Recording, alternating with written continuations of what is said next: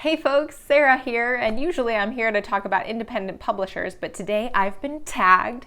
I was tagged for the song tag by Priscilla at Evening Reader, who has an absolutely amazing channel and really great musical taste that quite aligns with my own, actually. The original tag was made by Gareth at Books, Songs, and Other Magic. So thank you to Gareth for these amazing musical questions. I'm just going to dive right in. So the first song, I'll leave all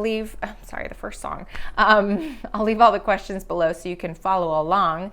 The first question is, name a song that makes you happy. And this was the easiest question on the list for me because it can be no other than September by Earth, Wind, and Fire. That's kind of my husband and my song. It's our song. We love that song, and we actually at our wedding, instead of doing a first dance, because we both really don't like to be the center of attention, we had a family dance as the first dance. So instead of us just dancing with each other, we invited all family members to the dance floor to dance to September by Earth, Wind, and Fire.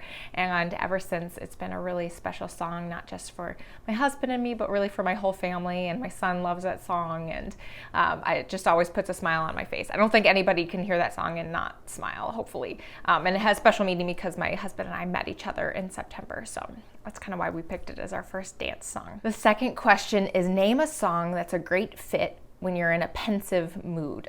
And I am someone who is in a permanent, perpetual pensive mood, so I actually can't come up with a particular song that is a great fit for when I'm in a pensive mood, because I'm pretty much always in a pensive mood.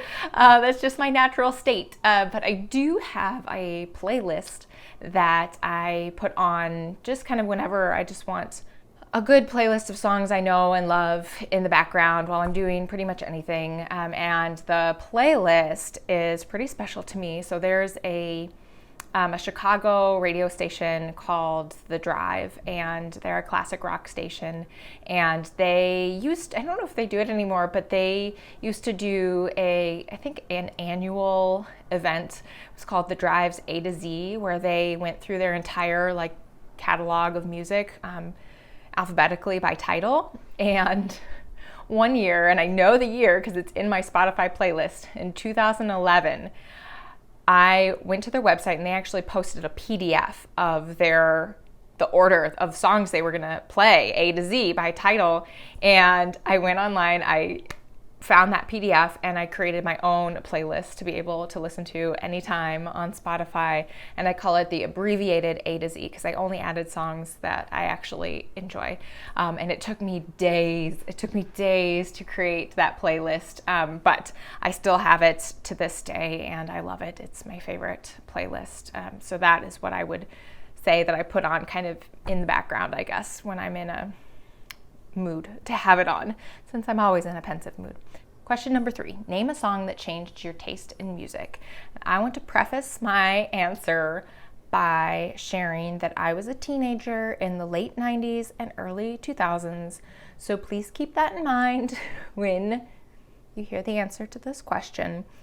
So as a kid, I feel like I really enjoyed listening to classic rock, and I loved listening to a lot of the music that my parents were listening to. And then as a preteen, I got really into Alanis Morissette, and I was really obsessed with Oasis. That all changed as a teenager with the song Everybody, yeah, Backstreet's Back by the Backstreet Boys. My friends and I became obsessed in high school with the Backstreet Boys, and it really honestly took over my entire high school career, was this obsession with the Backstreet Boys. We loved the Backstreet Boys so much. So for several years of my life, that first initial song really very much changed my taste in music.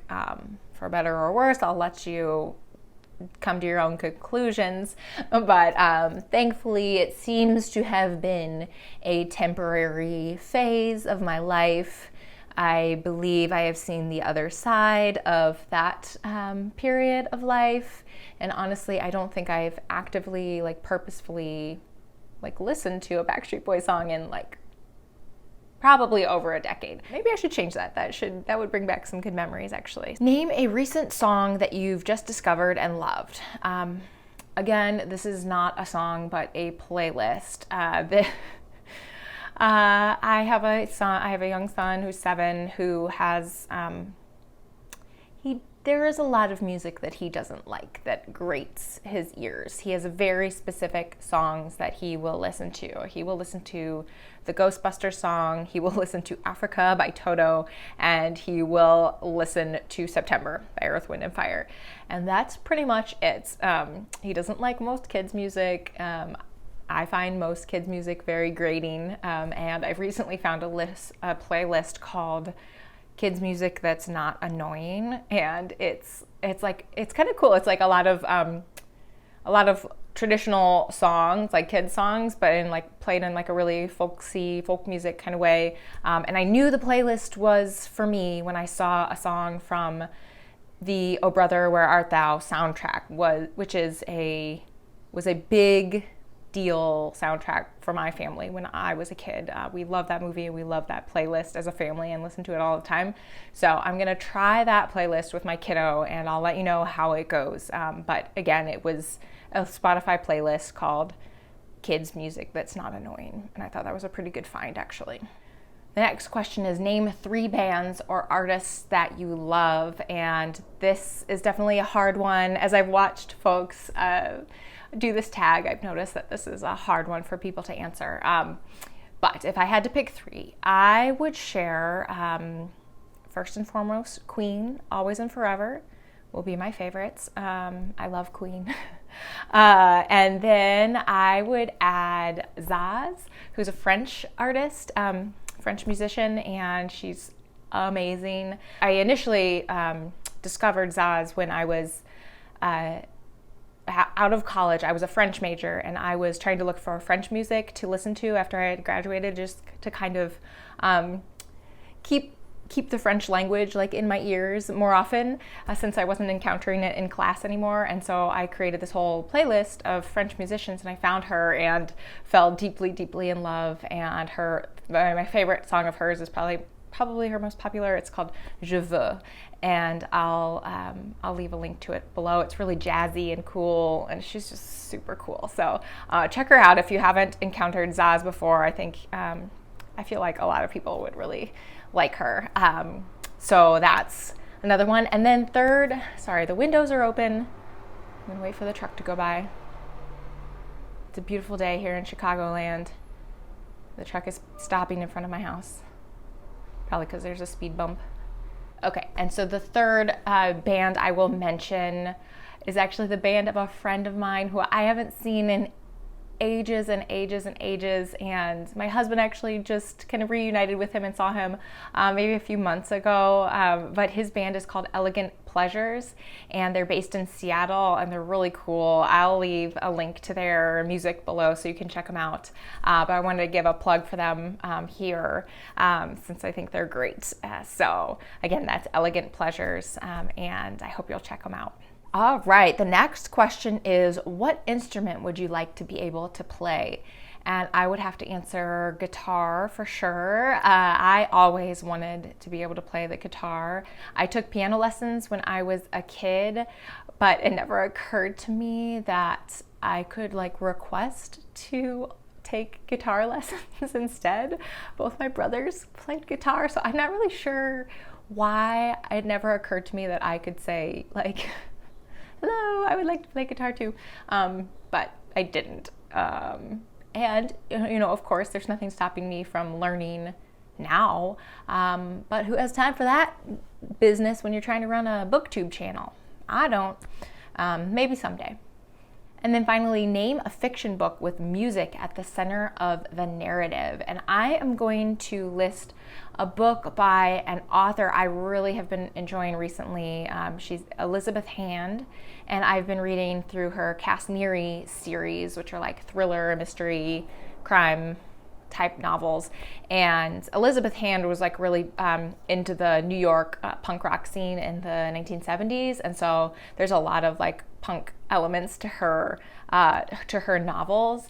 But the book that I've been trying to track down that I really want to read by Elizabeth Hand is a haunted house novel, and it is called Wilding Hall. And I will read the blurb. I think it's out of print, and I have not been able to track it down, a used copy down, except for on Amazon, and I don't order books from Amazon, so I'm still on the hunt for this book, Wilding Hall, and I'll read the blurb. When the young members of a British acid folk band are compelled by their manager to record their unique music, they hole up at Wilding Hall, an ancient country house with dark secrets. There they create the album that will make their reputation, but at a terrifying cost. Julian Blake, the group's lead singer, disappears within the mansion and is never seen or heard from again. Now, years later, the surviving musicians, along with their friends and lovers, including a psychic, a photographer, and the band's manager, meet with a young documentary filmmaker to tell their own versions of what happened that summer, but whose story is true, and what really happened to Julian Blake. That sounds awesome. So that's the book I'll highlight here. Not one that I've read, but one that I've heard is great. So I really am trying to find it. And then finally, tagging people. So I'll tag the channels Roving Reader, Elise Reads, and Say Kevy, because I would really love to see a fellow Chicagoans' musical musings on this topic. So I hope you all enjoyed that little detour from bookish content. It was really fun to do. Lots of stress over. I feel like sharing your musical preferences is more stressful than sharing your, like, what kind of books you read. I don't know why. It's just, I feel like you're opening yourself up to like a lot. So anyway, this was a lot of fun, and thank you to Evening Reader for tagging me, and thank you to Gareth for creating such a fun tag. I hope you have a great day, and I'll talk to you later. Bye.